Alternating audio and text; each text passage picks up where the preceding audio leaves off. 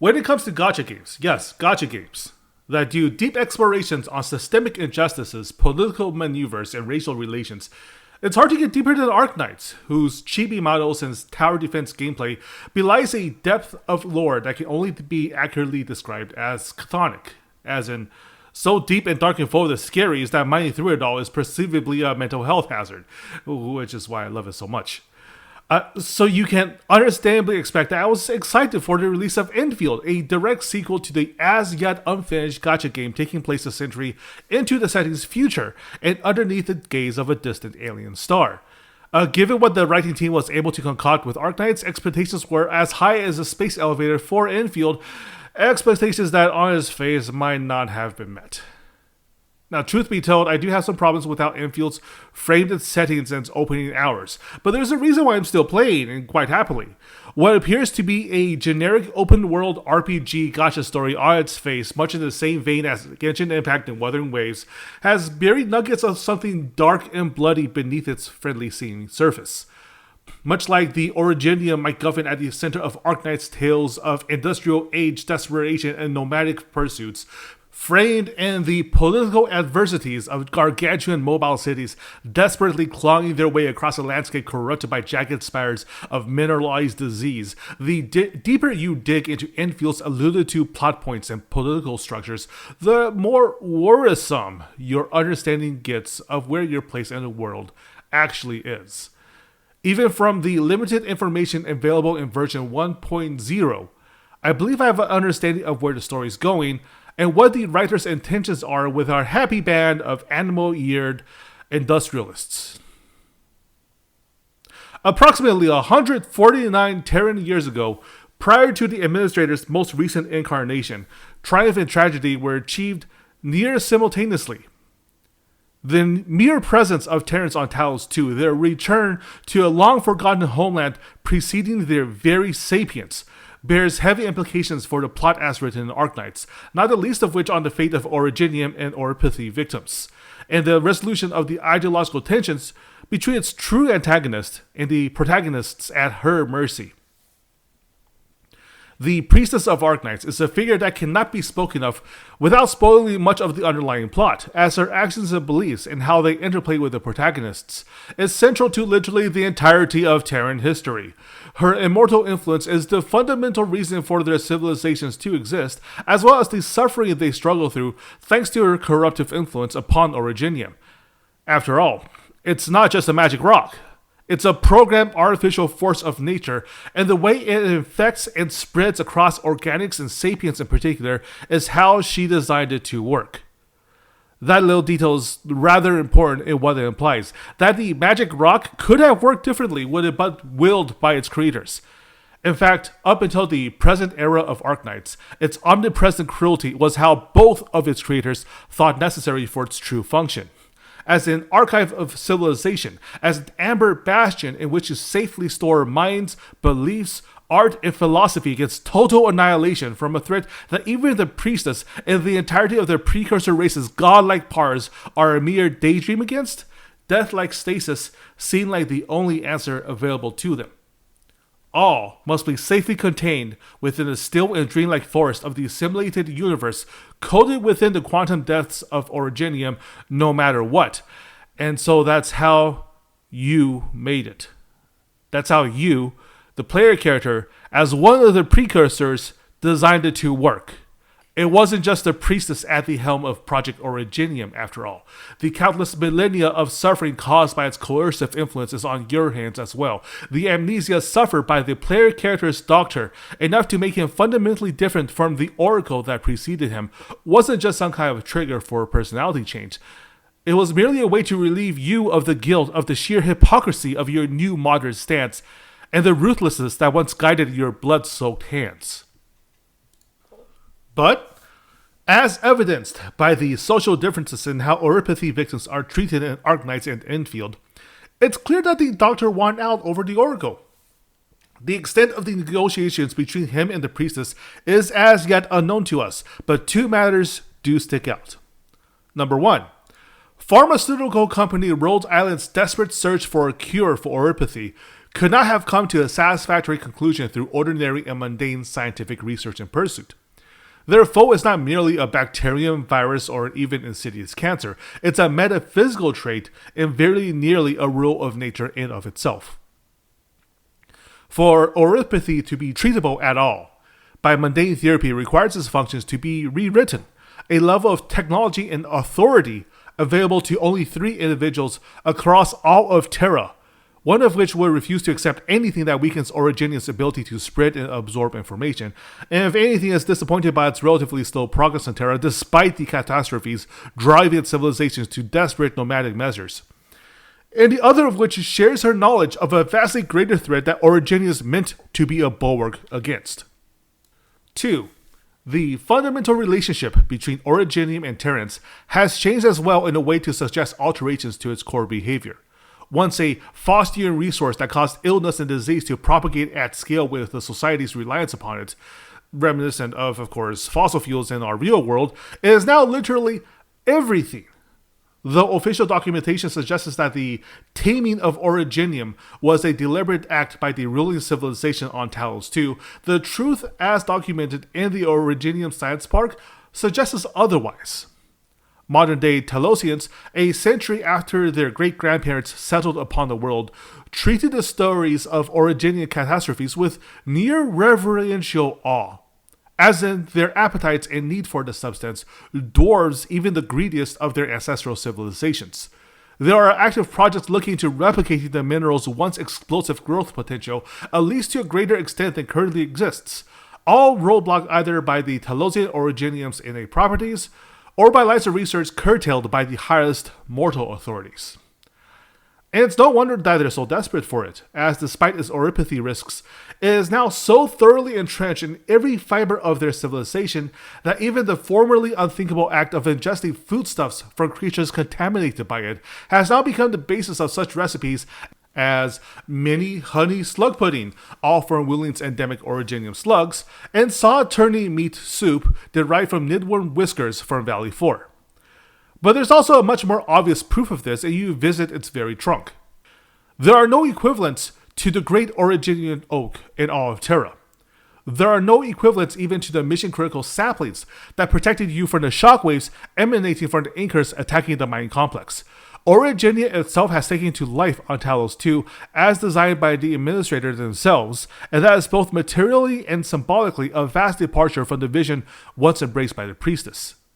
The mining industry then is more akin to agricultural cultivation in some ways. The work done by the staff at the Great Oak is as much a matter of tending the new growths as it is a matter of harvesting the minerals for industrial usage across all of the civilization band. We can therefore glean something of the final compromise looming in the future of the original Arknights game. If Originium, as imagined by the priestess, was a coercive and parasitic force, yet necessary to the ultimate survival of any form of identifiable civilization, then there is an obvious alternative methodology to ensure its propagation: symbiosis. The compromise formulated by the doctor and the priestess seems to be to make Originium so attractive a prospect that Terrans are driven to cultivate and propagate it on their own accord, both by diminishing the physical discomforts of Originium exposure and by making its utility that much easier to leverage by non-precursor civilizations. We can even see that Originium itself has been allowed to mutate into various forms, more usable by the population at large. The Science Park's exhibit on forms of Originium especially highlights 4 notable subtypes, one of which seems weirdly related to the new threat, one of which is not yet available in-game, at least until the drop of patch 1.1, and 2 of which seems intimately familiar to us by the time we reach the exhibit in Valley 4. Ferium almost needs no explanation. Originium taking on the properties of steel is second only to Sandleaf as the basis of Enfield's industrial technology. Amethyst, or at first glance, seems to just be a mid-game stopgap for materials used until you unlock Sandleaf-based processing.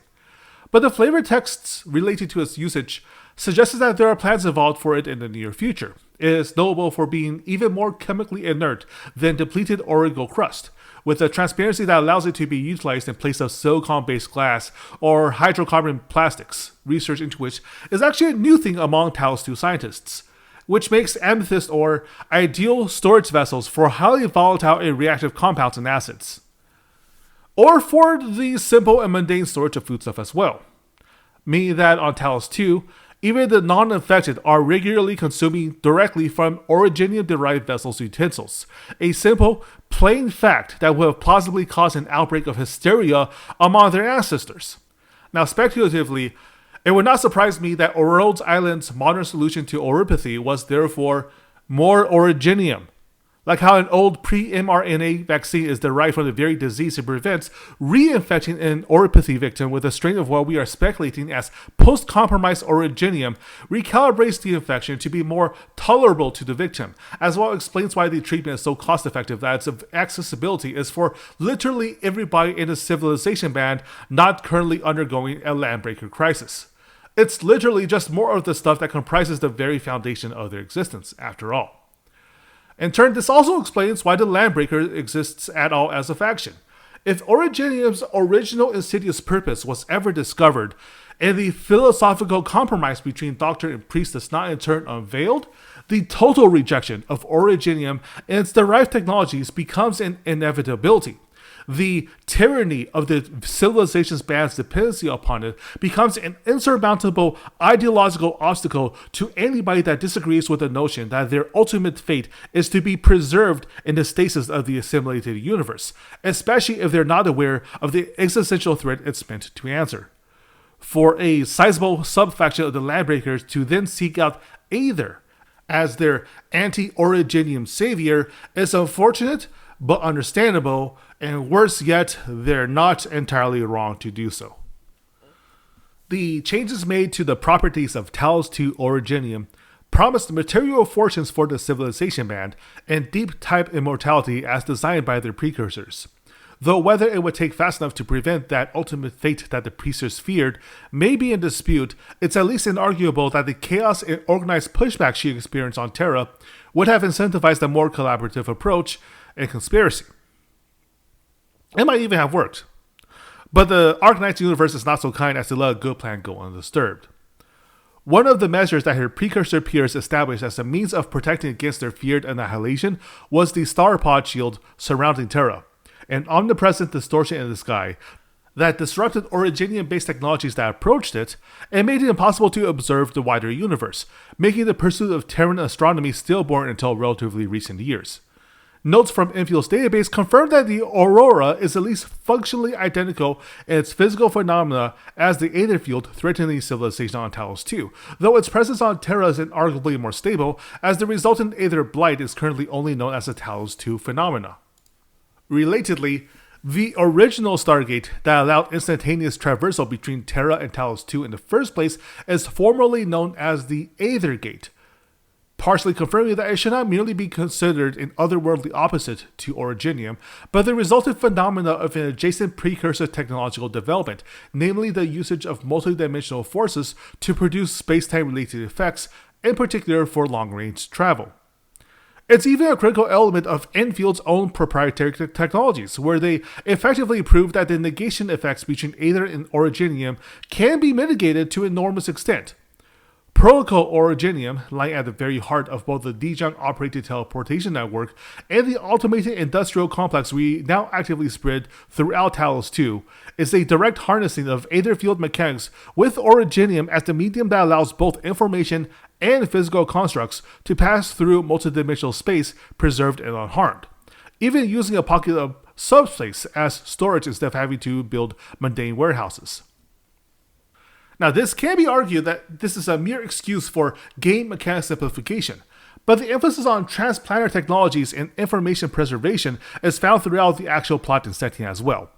In theory, the combination of dimensional and informational mastery offers a comprehensive solution to the dilemma once facing their precursors, the greater-than-gods forces that so easily and casually eradicated their civilization can at least be hidden from, even if it meant giving up on the universe that most suited them.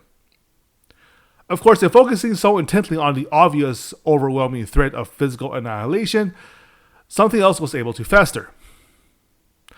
Beneath the northern haze of the Terran starpod, where its strength was greatest and most easily visible, amid the ice and snow and blowing chilling winds, A nightmare stained the world with a color unknowable.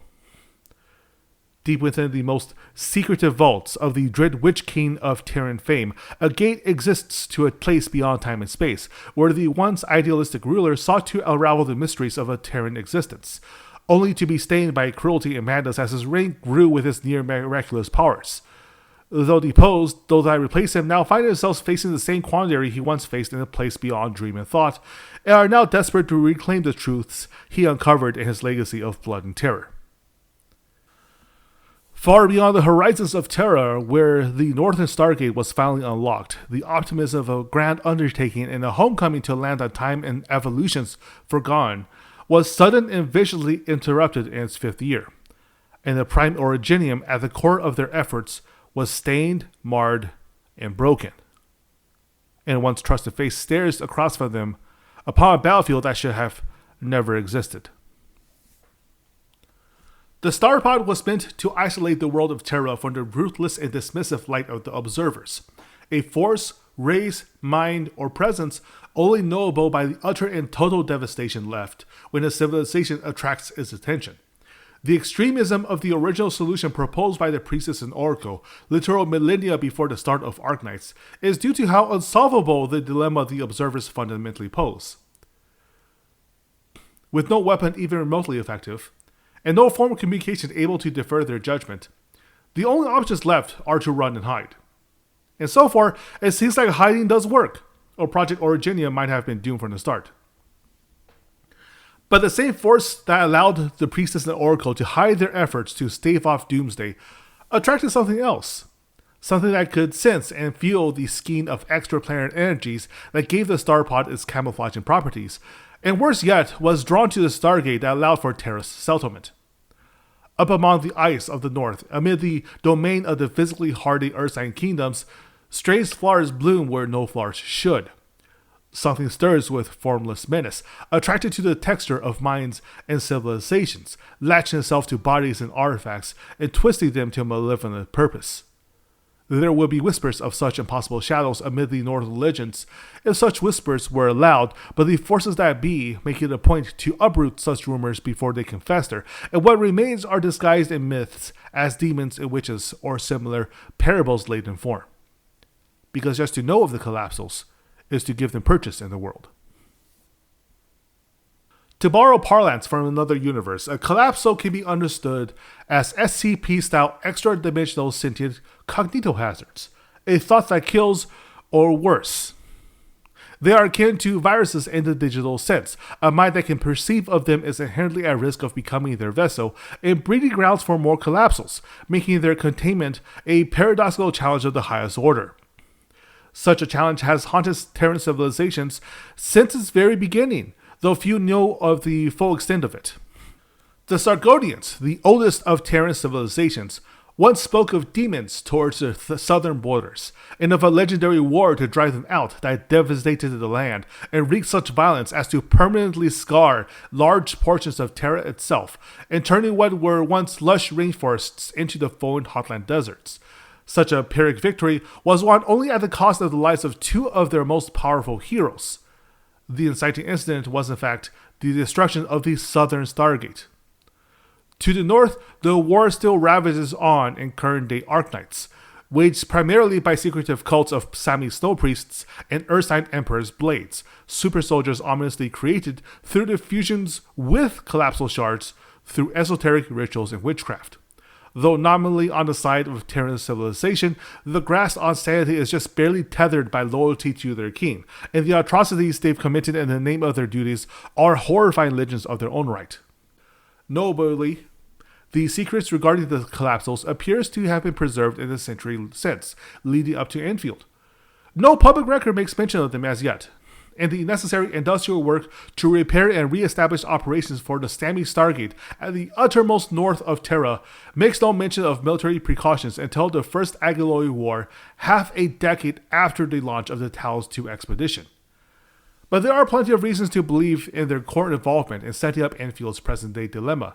The titanic Faramut Sami Allfather, effectively the god of the northern tribes, spent thousands of years mitigating the collapsal threat of the north, and somehow found his way to Talos-II as well during its century of strife. The Aether itself is explicitly a multidimensional phenomena, speculated to be the intrusions of another reality upon Talos-II, and the sudden collapse of both the Aether Gate and the uprising of Agaloy in the First War has strong echoes of the Sargonian struggle on Terra from millennia ago. The Bone Crusher cult among the Landbreakers exhibit both the delirium and cognitive decline found among collapsal exposure victims, as well as practice witchcrafts best associated with Sarkaz practitioners that have the longest history of involvement with and against them as well. But the most critical hint of their involvement is simply the metaphysical corruption of Originium itself.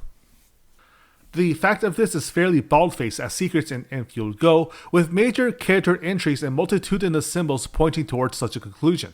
The rhomboid symbol of Originium from Arknights is literally cut in half to comprise Enfield's logo, as ever present throughout the flashback scenes at the end of the chapter, while the conversations between M3 and Perlica near the end of Chapter 1 directly alludes to metaphysical damages that impact the Administrator's ability to recover wholly from their decade-long rest within the Originium sarcophagus. Less directly, but all the more suspiciously, the blight manifesting from Aether Rift phenomena are a ghastly mocking parody of the Originian catastrophes of Terran past as well, erupting with barely any predictable patterns, but for nevertheless very deliberate interventions. It infects and mutates those unfortunate enough to come in contact with it, hollowing out those that might have accidentally inhaled or ingested blight-ridden material, much as how late-stage collapsal victims are hollowed, and with disturbing implications, with Perlica as a possible victim in her youth, and even sharing Originium's differentiation between active core and a stable and non-reactive crust. Finally, those with expertise in Originium's esoteric functions as an informational storage medium are also aware that something has happened to it, as demonstrated by Zaihi's trust files. To quote from her Trust 4 entries, "Something I fear even more has happened. I realize that the Originium has been polluted, damaged, and obliterated. It seems intertwined with what I perused in the various tombs of the Cabal. But why is this the case? What does Originium mean with regards to codes of civilization that we are deciphering? And what is the entity capable of polluting, damaging, and even obliterating the Originium?" And finally, Black Hair, Black Mask, and Black Shadow. Operator Chen Qianyu introduced the Administrator to me, the one who has been hibernating in the medical bay. And for an instant, I seem to have achieved a form of empathy, perhaps a typo for epiphany. A cacophony and impulse for joy, laughter, and tears exploded within me. I could not restrain the shaking of my material form. This entity is the answer, but I have not prepared my questions. We, the child of Originium, are its master, its avatar, and we are dying. We now reach the end of publicly verifiable information as currently available from Hyperglyph, or at least as I know it at this time. But certain conclusions seem obvious and intended. First and foremost, the Terran precursors, whether as the Doctor or as the Priestess, were attacked directly and successfully in Talos-II Year 5. The relationship between Priestess and Oracle or Doctor was always close in a way that mere intimacy is implied to be an inadequate concept. Speculatively, I believe they were effectively a Gestalt entity by that point in time, but were once again forced apart by the collapsal corruption, thereby forming the broken rhombus triangles that are symbolic of both the Administrator and Ardashir, the antagonist introduced in Chapter 2. There is visual evidence of this as well, with the cutscene regarding our origins presenting clearly both the original unbroken rhombus to symbolize the unscathed prime Originium, and the hunched-over, repeatedly stabbed form of a hooded antagonist facing down the Administrator and Terran expedition from the forefront of an army of Agaloy monstrosities, one that looks directly reminiscent of the Doctor's masked form. We also have the flashbacks from Leviathan's character event suggesting that there remains lingering memories of a version of the Administrator nearly unrecognizable in their aloof and judgmental treatment of so-called lesser beings. Possibly a false memory, and certainly a contrast to the near messianic supportive figure remembered by those that interacted with him a decade ago, such as with ruling Viceroy Zhuang Fanyi, whose cultivation of a beautiful and humane city of culture, even amid potential catastrophe, was directly inspired by the Administrator's unflappable beliefs in the future. But such a cruel god might have existed, if only temporarily, as a reflection of the Priestess's supremacist treatment of Terrans in the century past, and the former Oracle's once dreaded willingness to sacrifice chess pieces for greater good. The conclusion? There are two children of Originium, derived from the mimetic information of both precursor parents, and effectively making them the first Reconveners. This was not intended. There was never supposed to be such a divide. Nefereth and Ardashir are loyal to the part of ourselves corrupted by Collapsal influence, and may be privy to the fears of observer-led destruction, leading to the control of the North and the Aurora that now shields Talos-II, much like how the Star Pod protected Terra. Only for them, Originium is an insufficient answer. To escape a universal threat, it's not enough to make all of civilization fall into enchanted sleep within the stillness of the Originium Force's data preservation mechanism. Regardless of the risk involved, regardless of their willingness, they must always be assimilated into the other side. And doesn't that sound fairly priestess-like in of itself? The second conclusion, Project Originium has failed. Like a hard drive making odd clicking noises, it's a matter of when, not if, it stops functioning entirely. The proof of this is not in the changes made to its behavior since Terra, but rather in the same factor that's so heartwarming for career Arknights players, the very existence of Reconveners at all. The functional immortality of being transcribed into Originium data then later reincarnated physically through medical expertise is well outside the scope of its intended functions, and worse, the transcription is imperfect, as no Reconveners identify themselves as the original incarnation. Flaws in their memory and self-recognition are further proof that Originium's leaking the information it's supposed to preserve. It also proves that Originium can no longer be trusted as a last-ditch bulwark. Daylight has breached the Originium forest, and where the light persists, the axe of the feared lumberjack may as yet find its trees. The flow of information between Originium and the base material universe is now two ways, meaning that it can in fact be observed. But perhaps the worst revelation is that the observers were never the only predators in this cosmological ecosystem to be feared, as the Collapsal's appetite for sapience and civilization would have eventually drawn them to Originium anyhow, a threat that the Priestess Oracle might not have even been aware of when they formulated the technology in the first place. Finally, from this, we can speculate what the Zeroth directive actually is, and I suspect it isn't a pleasant conclusion in the slightest. To paraphrase the flashback cutscene once again, time and time again we rose from our slumber, leading the civilization band away from the broken bridge. Hope to recontact Terra is lost. Decay spreads, more of Originium's metaphysical existence corrupts with every slumber. The original vision has long since been lost in the intervening century. The Zeroth directive is capitulation. Why would the Observer cleanse the universe of advanced civilizations? Why would the Starpod protect Terra from their or its apocalyptic gaze? All sufficiently advanced civilizations eventually dabble into extra-dimensional research and are subsequently prey for the Collapsals, whose cognitohazardous properties effectively make them anathema to any attempts at halting their spread. Their very presence fundamentally threatens this reality, making the Observer's actions a necessary countermeasure to preserve this existence's integrity wherever the cosmic checksum fails. By taking out the Aurora shielding Talos-II, the AIC's subspace tamperings will make it a beacon to observers, a pulse of life where life shouldn't be, a loud and simple to interpret message. Fire upon my position. And thus would end the Third Agaloy War in Project Originium. And that is all. Thank you very much for listening.